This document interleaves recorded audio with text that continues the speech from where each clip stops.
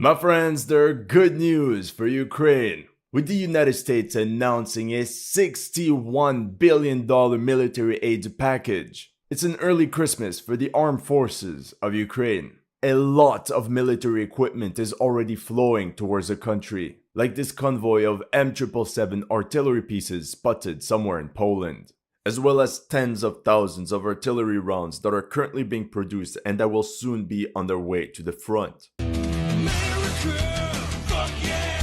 Meanwhile, the European Union allocated a new budget to produce 2 million artillery shells for Ukraine. The initiative of the Czech Republic secured a first batch of 180,000 rounds, and they're working on another 300,000. Despite the critical situation at the front, Ukraine is starting to see the light at the end of the tunnel. Although we're not sure yet if it's the exit or a charging Tsar Mangal tank.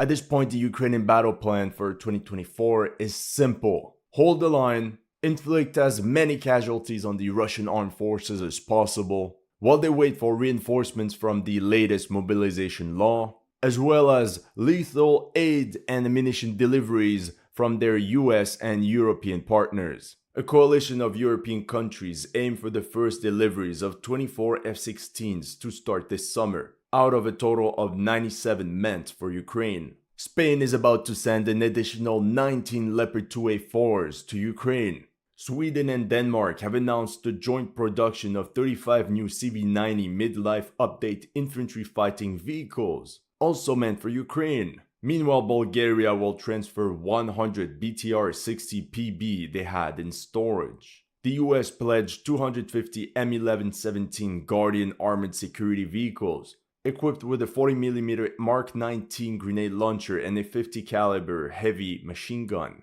And the Christmas list goes on, with France promising to send hundreds of its VAB armored personnel carriers to Ukraine, as well as a total of 78 Caesar howitzers. On top of that, Germany will send a new batch of 1,855mm PZH-2000 self-propelled howitzers. A number of NATO vehicles also made it to the Red Square in Moscow, but not really as it was initially expected. Oh, I almost forgot! The German government also promised to deliver 400 MRAPs, but this was later reduced to 200 and then 100 units that will nonetheless be delivered by June 2024 to help Germany fulfill its promise. Canada wants to build a tank factory in Germany. In December 2023, Canadian firm Roshel had already delivered 1,000 vehicles to Ukraine, and they said they can send even more, as they currently have 100 units of the new Senator MRAP in stock. And since no party is complete without the Brits, yeah, baby! The United Kingdom is to send £500 million worth of armament to Ukraine. This includes over 1,600 strike and air defense missiles, 60 boats and raiding crafts, more than 400 vehicles, like the 160 units of the Husky MRAP, and nearly 4 million rounds of small arms ammunition. Meanwhile, what we'll focus on today is how Ukraine is also looking at asymmetric warfare tactics to win the war. We're talking about cross-border sabotage raids, drone and missile strikes on Russia's critical infrastructure, like the latest attack on Slavyansk-na-Kubani refinery in Krasnodar Oblast, plus its campaign to sink the Black Sea Fleet, especially now with Atakim's missiles within range of the Sebastopol harbor. Oh shit, here we go again. This video is sponsored by Delete Me. Have you ever been freaked out by ads a bit too personalized? To be honest, I did. Reality is, if you use social media, browse the web, or purchase items online using your credit card, your personal information is being tracked and sold. For example, when you click Accept Cookies, websites can store your personal information and resell it to what is called data brokers. And that's how your email address ends up in countless mailing lists. However, you have the right to stay private and protect your personal data. That's why I recommend Delete Me. Just take a look at all the data brokers my private data got deleted from. Now it's all clean. Of course, you can request each data broker individually to delete your data, but this process is long, difficult, and with no guarantee of success. Instead of doing it yourself, sit back and let Delete Me remove your private data from hundreds of data broker websites. And to help you, Delete Me offers you 20% off when you go to joindeleteme.com/historylegends. Or use the link in the description below and use promo code HistoryLegends at checkout. Thank you Delete Me for sponsoring this video. Although the Russian armed forces are making gains in Donetsk Oblast, we cannot say the same about other parts of the front. If we do a quick overview, for example, the Ukraine commander in Siversk is really top tier, S tier. For more than a year, the Ukrainian troops in that sector defended the vital road linking Lysychansk, Bakhmut to Slavyansk. That was the front line in May 2023, and here's the latest frontline situation around Siversk. Barely any change. Further north, despite their unfavorable conditions with the Oskol River in their back, the Ukrainian army managed to hold the line along the Luhansk front and still maintain combat positions all around Kupiansk. We could also talk about the Ukrainian forces defending Klishivka and how extremely stubborn they are. Technically, we could say the same about the Battle of Krinky. Not saying it makes much sense militarily speaking, but against the odds, Ukrainian Marines managed to hold on to their bridgehead on the east bank of the Dnieper. And according to the latest news, they even managed to expand their area of control. In February 2024, Syrsky was appointed Commander-in-Chief of the Armed Forces of Ukraine. Not gonna lie, he took over a very difficult situation at the front, especially with the sharp increase of Russian airstrikes completely obliterating Ukrainian defensive positions. One hope would be the urgent strengthening of the Ukrainian Air Force, which must have been bled dry in the battle for the sky of Ukraine. Denmark agreed to transfer 19 of its F-16s to Ukraine, and Greece is planning to deliver another 32. The Netherlands promised 24 units to the Ukrainian Air Force, and Norway is to transfer an additional 22 F-16s. We could be looking at a total of 97 F-16s to be delivered, and like the actress in the latest movie I watched said, it's huge! Of course, now the only thing is to find enough trained pilots for these aircraft. Here, French newspaper Le Monde said, Ukrainian F-16 pilots trained by Europeans will not be ready before the end of 2024. Another problem for the Ukrainian Air Force is that US-made small-diameter bombs munitions have proven to be largely ineffective in Ukraine. The US also plans to reinforce Ukrainian air defense capabilities with a new batch of Patriot missile launchers. At this point, Syrsky's mission is to hold the line while mobilized personnel arrive to fill in the gaps. Here from The Guardian, Ukrainian MPs passed controversial mobilization bill to boost troop numbers. Ukraine also has high hopes behind NATO's training mission. I think they believe in it more for ideological reasons than for practical ones, because most Ukrainian conscripts are getting the Afghanistan training package, with Norwegian conscripts teaching trench warfare to Ukrainian conscripts. Spanish newspaper El País interviewed Phoenix, a Ukrainian intelligence service member stationed on the Pokrovsk front. He said, I quote, I have spoken with 1,000 soldiers on this front, and my conclusion is that NATO's military theory is useless. That's why most ideologically motivated units with soldiers covered in Hindu and Nordic tattoos like the Azov Brigade prefer to take themselves care of the training of their new recruits. Apart from beefing up its armed forces for conventional warfare and the battle of attrition happening on the Eastern Front, Ukraine's headquarters is now dominated by spy chief Kirill Budanov. On the 25th of February, the New York Times released an interesting article titled The Spy War: How the CIA Secretly Helps Ukraine Fight Putin. Here are some interesting quotes. Around 2016, the CIA began training an elite Ukrainian commando force known as Unit 2245. One officer in the unit was Kirill Budanov, now the general leading Ukraine's military intelligence. General Budanov was a rising star in Unit 2245. He was known for daring operations behind enemy lines and had deep ties to the CIA, disguised in Russian uniforms. Then Lieutenant Colonel Budanov led commandos across a narrow gulf in inflatable speedboats landing at night in Crimea. And that's also the operation where he got wounded. Overall, this is the type of military operations that Budanov wants to continue. Daring raids, but on a much larger scale. Think of the SAS during World War II. From his perspective, the battle of attrition is not favorable to Ukraine. The only way to win the war is through some form of guerrilla warfare using special operations. The goal is to flip the script and wage a total, modern, and asymmetric war on Russia by bringing the battle right onto enemy territory. Think of the Ukrainian commandos aboard speedboats that seize some oil and gas platforms in the Black Sea, just a step away from Crimea. Or GUR operatives carrying multiple sabotage missions behind enemy lines, like this one from the 8th of April 2024, where they started the fire aboard their Buyan M-class corvette Serpukhov in Kaliningrad. Or like in March, where Ukraine's GUR successfully hacked into the Ministry of Defense of Russia.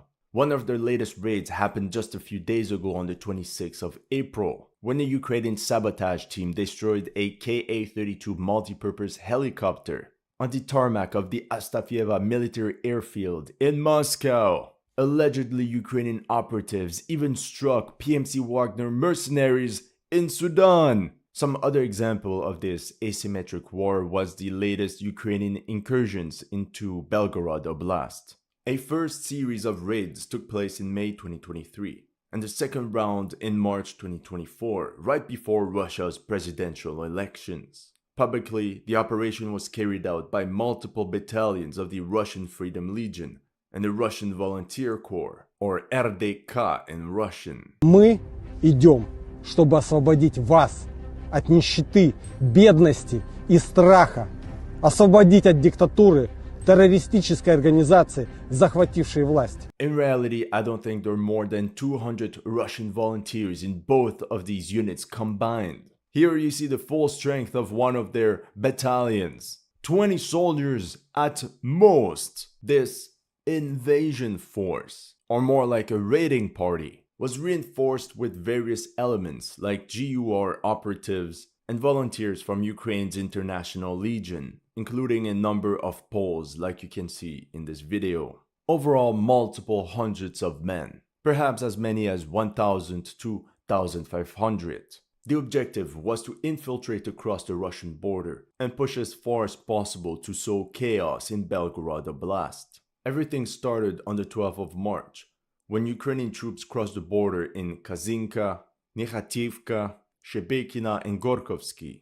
Essentially the same plan as in 2023, only this time there were more troops and they benefited from a larger armored component. Now, during this operation, the Ukrainian advance was supported by multiple artillery strikes from various Czech RM-70 Vampire MRLS systems. The only problem is that they mainly targeted residential sectors of Belgorod, causing a number of civilian casualties. It was maybe dirty, but at the same time it was done on purpose. For example, on the 25th of March, Russian air defense crews intercepted 22 rockets fired from these Vampire MRLS systems, but a number still got through. The continuous shelling did destroy some buildings.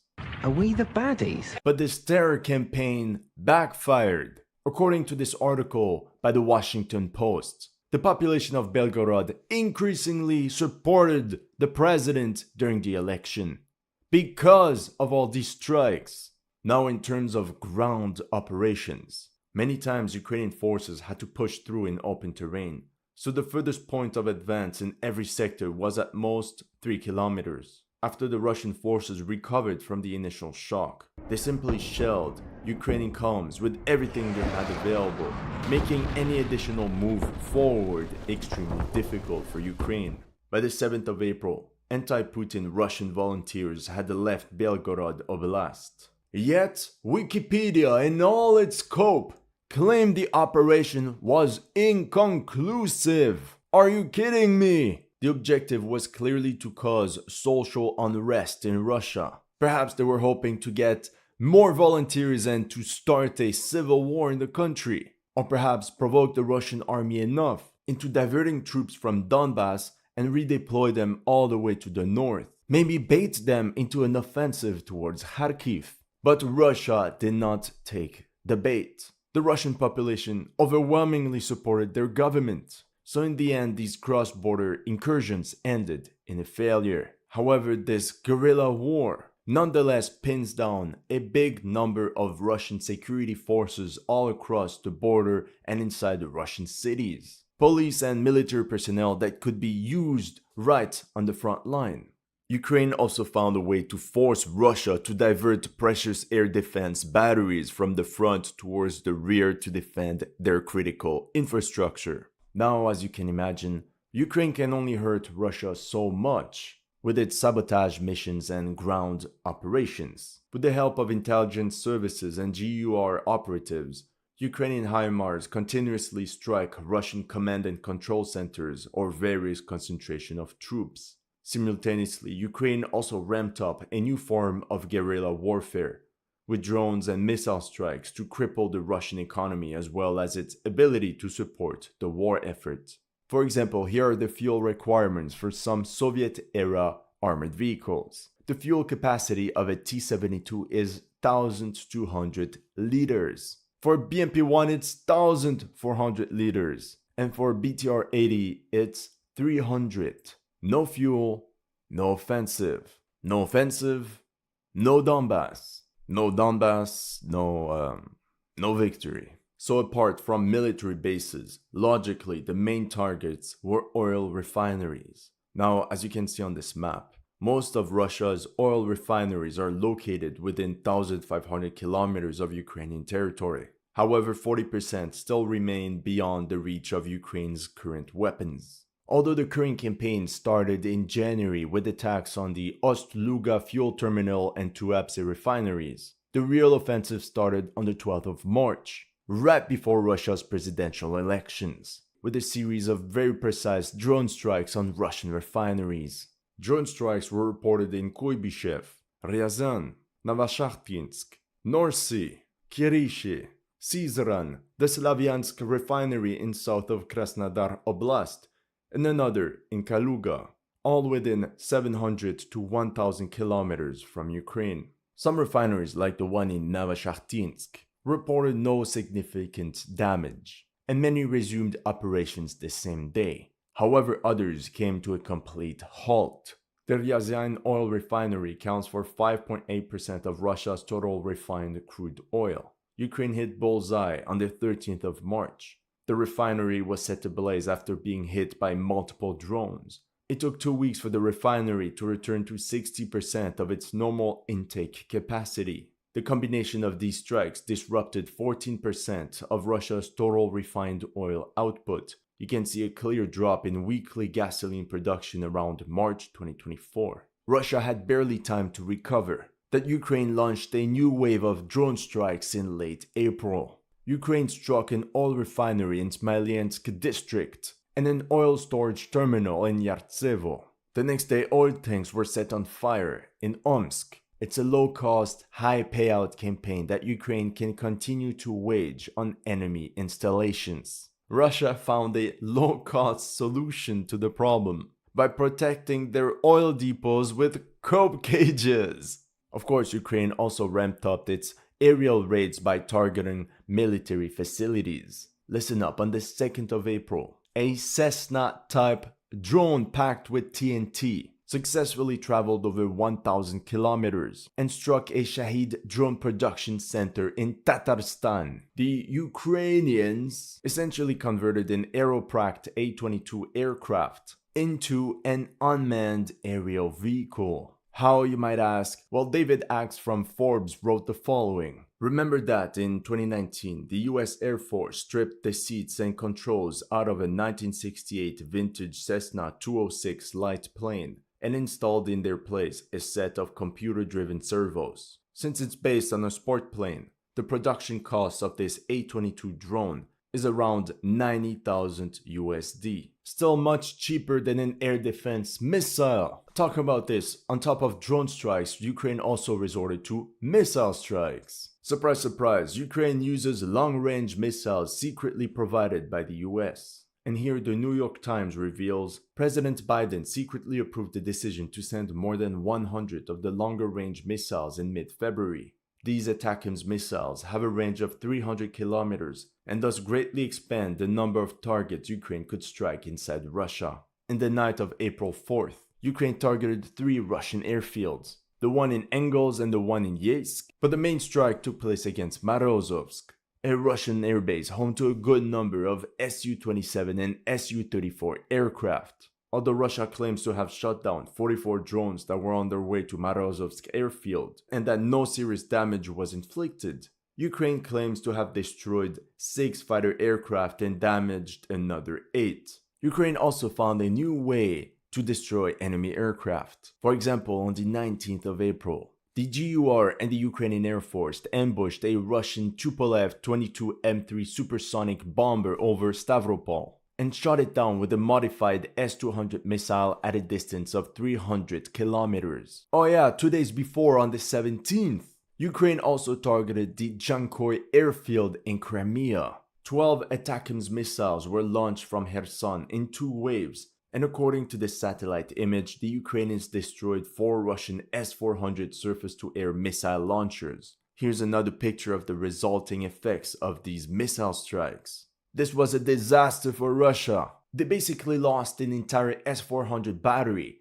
That's more than $800 million gone, just like that. Now, by destroying Russian air defense capabilities in Crimea, the next target could very well be the Kerch Bridge, which German generals openly discussed about destroying in March 2024. And this brings us to the next topic. Apart from the Crimean Bridge, the other target could be Russia's Black Sea Fleet. Ukraine has no navy, but it's hammering Russia in the Black Sea. Here's a diagram from December 2023 with all the Russian warships that Ukraine managed to sink or damage. If we add in the strikes from 2024, this is what we would get.